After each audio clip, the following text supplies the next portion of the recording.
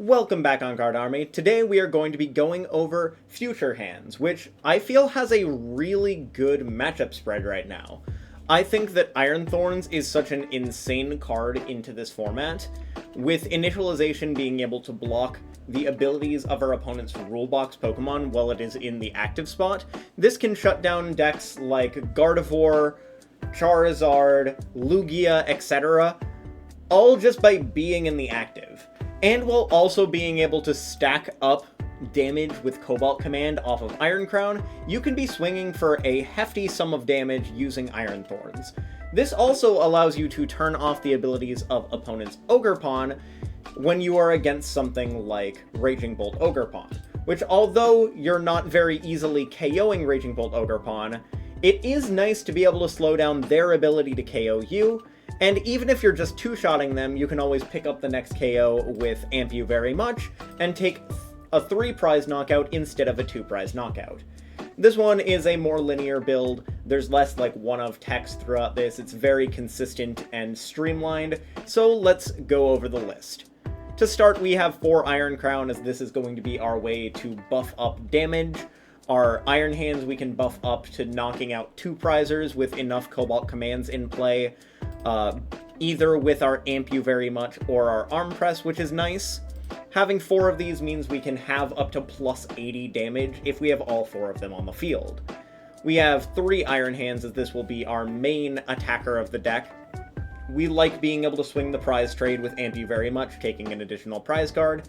And Arm Press is a hefty 160 while also being buffed up by Cobalt Command, so with just a couple of buffs, you can be swinging for 2-prize knockouts fairly easily.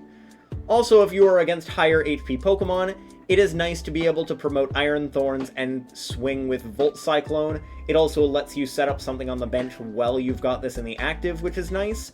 So you can Volt Cyclone, swing for a half hit on something, move an energy over to the Iron Hands to make it easier to Amp You Very Much, and then you can pick up the KO with Amp You Very Much, taking an additional prize card.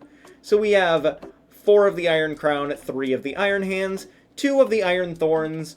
Realistically, you could go up to a third of this by cutting down the Iron Bundle, but I personally like the Iron Bundle. We're playing 2 of the Iron Thorns, because we want to be able to have 1 of this in the active and 1 on the bench in case our opponent is able to Iron Bundle us, because if they are able to Iron Bundle us, we can just send up another Iron Thorns and continue to keep their abilities locked. We also have 2 of the Baby Miraidon. This is nice for both being able to hit Mimikyu, which otherwise would block this, and also flood energy onto the field with Peak Acceleration, doing 40 and then accelerating 2 basic energy cards to our future Pokemon on the bench. This also is able to be buffed up by Iron Crown, meaning we can be swinging for like 60, 80, 100, maybe even 120 or 140 damage with Peak Acceleration. So we can do 40 plus 80 with 4 crowns in play, plus 20 with Future Booster Energy Capsule, so we do cap out at 140, but being able to swing for like 80 to 100 damage on average with Peak Acceleration for 1 energy is an insane turn 1 option to have. Or you can just ramp with the Electric Generator onto hands and potentially swing with Arm Press turn 1, but this gives you a way to accelerate energy while putting on pressure with a 1 energy attack. We also have Iron Bundle because we like being able to force one of our opponent's Pokemon onto the bench and pull up one of the other ones. We don't get to choose what comes up, but if every single target on the bench is a good target for us, it's nice to be able to bundle them into something that is better for us to hit into, and then be able to maybe take an additional prize with Amp You Very Much, or be able to pressure with Iron Thorns while keeping them locked. We also have 4 Arven. This will be the best supporter card to use on most of the turns of the game. Arven can grab you Electric Generator and Future Booster Energy Capsule, so you can Electric Generator onto the bench and then retreat into the attacker that you want.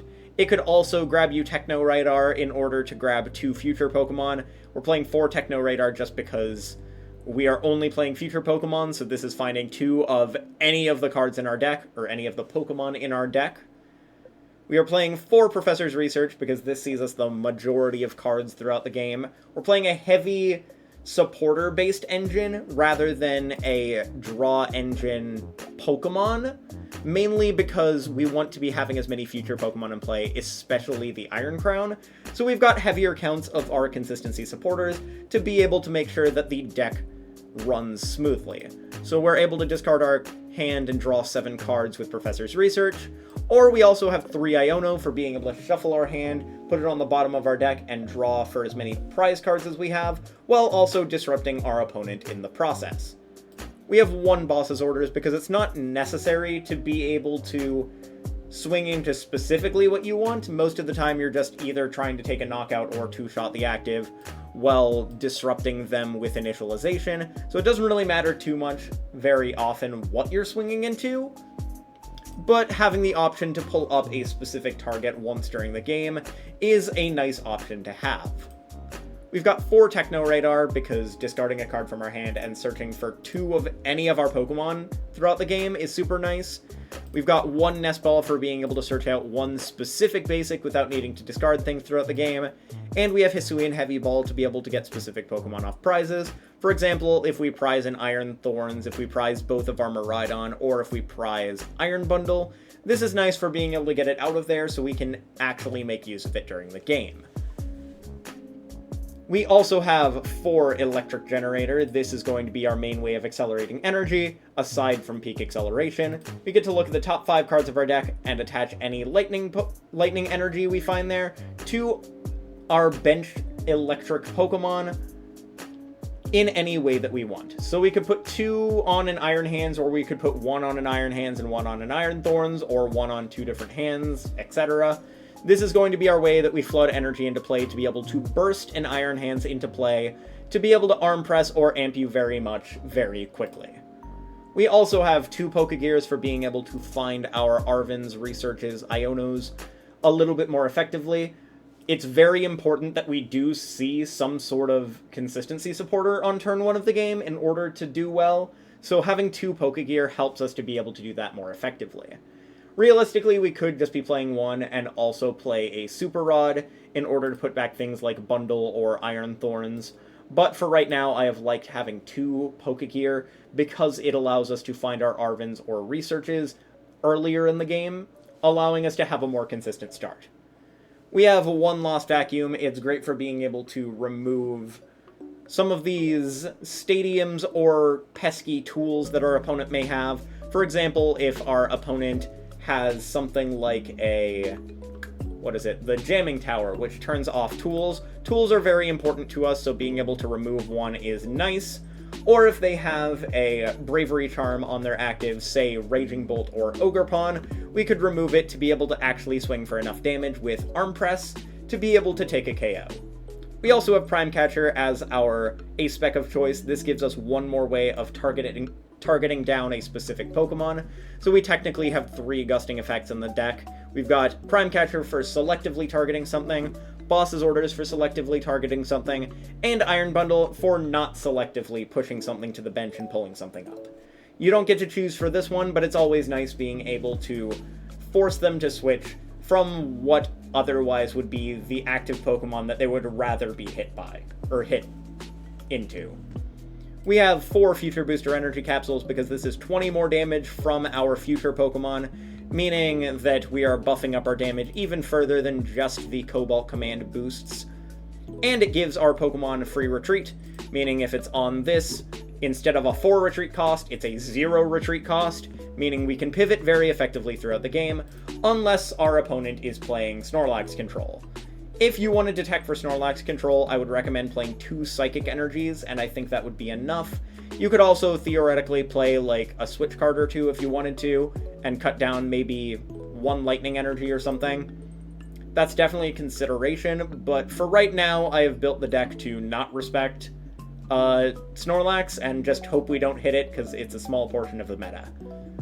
Then we have 2 Heavy Batons, so if one of our Iron Hands or Iron Thorns that has this on it is knocked out in the active, we get to move up to 3 energy from it to another one of our Pokemon, meaning we can more easily set up our next attacker once our previous one is knocked out. We have 1 Town Store because it will allow us to search our deck for Future Booster or Heavy Batons throughout the game. We could theoretically be playing 2 of this to be able to more easily find booster energies or heavy batons, but I feel like 4 Arven is enough in that regard. We're also playing 15 Lightning Energy because that kind of gives us a very high odds of hitting it off of Electric Generator, as well as being able to consistently see our attachment for turn, which I think is very important. Theoretically, we could cut this down to 14 and play a Super Rod as well to be able to shuffle back our Pokemon or some of our energy throughout the game, which can give us higher odds for hitting stuff off of Electric Generator in the late game. But for now, I'm playing the 15 Lightning, although I definitely want to test more with 14 Lightning and a Super Rod, but I do think that these counts are very good. So this is the list. It's streamlined, it's not a ton to go over, it's a pretty linear and simple deck to play, but overall I think it's a great deck into this format. I hope you all enjoyed this Future Box deck profile.